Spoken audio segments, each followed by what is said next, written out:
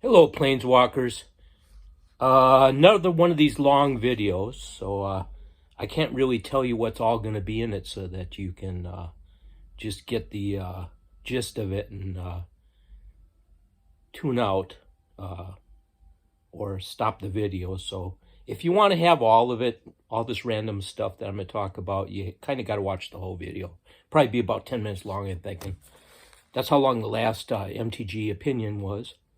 I started collecting MTG and playing the game in 2014, coming off of World of Warcraft trading card game. At the time, I would buy about 3 boosters of World of Warcraft for about $20 or $30 a piece. So for about $60, statistically, I figured if I bought 3 boosters, I would get about every card in the set.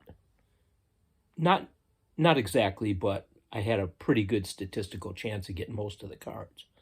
When I first started playing Magic, many people had convinced me to play Magic, and there was a couple years where I just didn't play anything at all. Or I actually played the World of Warcraft trading card game after it went dead, and enjoyed that time actually to just play the game and not have to collect or buy any cards.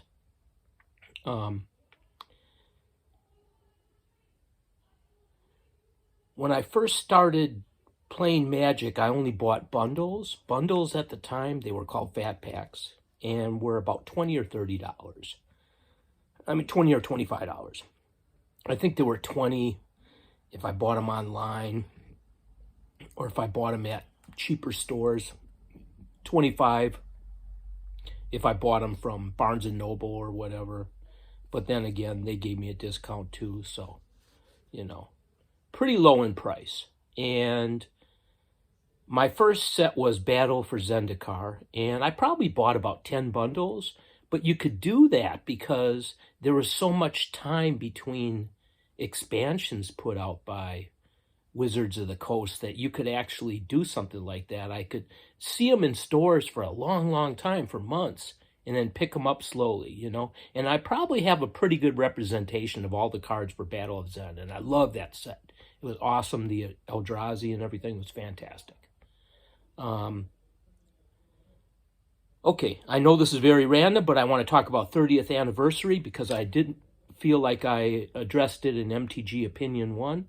30th anniversary I won't buy because I can't buy it. It's not even an option. $1,000. I spent $1,000 on Dominaria United, about $1,000 anyways, buying the collector's set, which I had never bought before. The set, the draft, the commanders, all the cards in a set, and the bundle. I think that's it.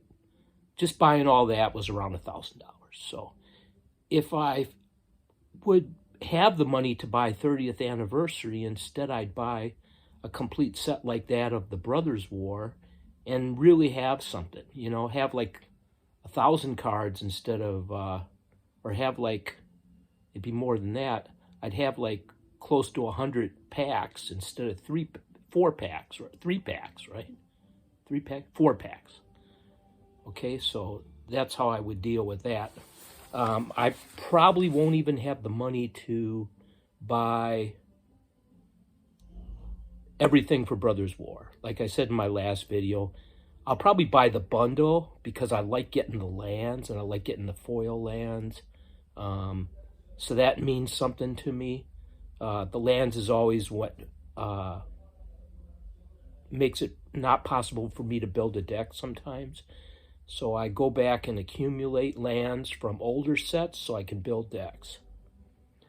I'd also like to buy a draft box. I quit doing MTG Opens. This is when I started saving sealed product, was because all of these places would make a video about it before the release date. So I saw the first video today, and that's what spurred me to make this video. It's the 8th, and people are already showing the contents of Brothers War, you know, and that just really infuriates me. I'm not going to lie. It's not really Blizzard's fault, but it just infuriates me that I have to wait until the 15th or possibly like, what, the 13th or 14th if I go to the pre-release before I can even get a hold of any cards and make a video on YouTube. That's very unfair, I feel like. So I started doing videos of the older sets. And you can go back and for all the way up to Lauren, that's the one that I haven't done yet. Other than I opened a starter deck, I believe, or two. You can go back for all those older sets and look at my cards. Now, it needs to be updated because I picked up some since then, but they're all there on YouTube. Building decks. Okay, I talked about the statistical chance of getting cards. I have trouble getting lands. I talked about that. Let's go to bulk cards. I buy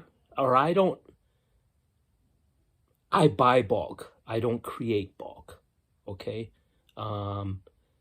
Like UMU was saying today, like just the immense issue with like dealing with all of those cards. I have probably 40,000 World of Warcraft cards, and then I have probably over 100,000 Magic cards, and just dealing with that amount of cards is difficult. And it's good for him to bring that to your attention, you know. As far as sealed product, I never, other than Jumpstart and Kaldheim set boosters, I have 2 of those. Everything else, I only have 1. Okay, so I'm certainly not going to be in the position of trying to sell 100 sets, you know, because the economy's bad. Thank goodness, you know. Thank goodness I didn't do that. That was never a consideration because I never had the money. What's next?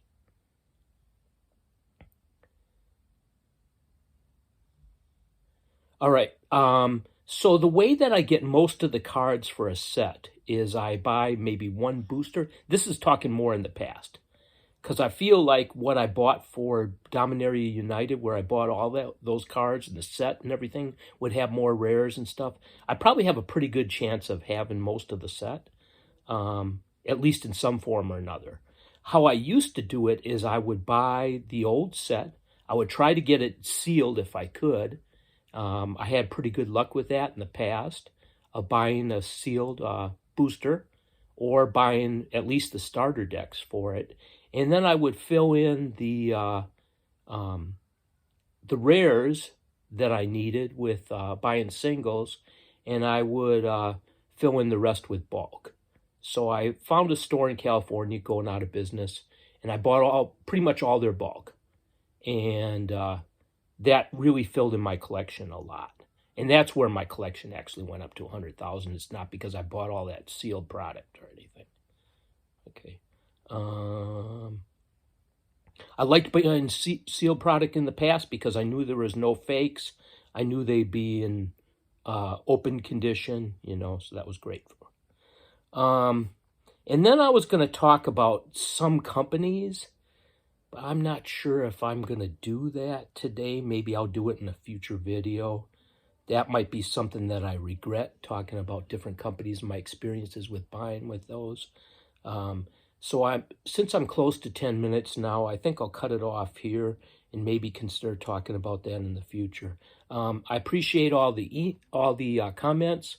I read all your comments, and I'll address all your comments as long as they're serious ones and not saying something crazy or that I don't understand or whatever.